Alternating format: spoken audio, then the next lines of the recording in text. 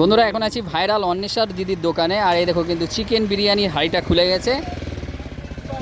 মাংস দেখো, এই দেখো দাদা, এটা কি প্যাকিং যাচ্ছে নাকি? আচ্ছা, আর এই মাংসর ওজন কত?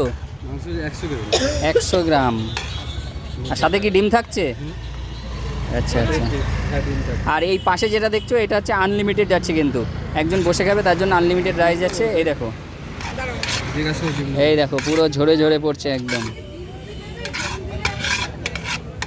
এই দেখো আলুগুলোর সাইজ দেখো, আর স্মেলটা তো দারুণ বেরোচ্ছে। এই দেখো,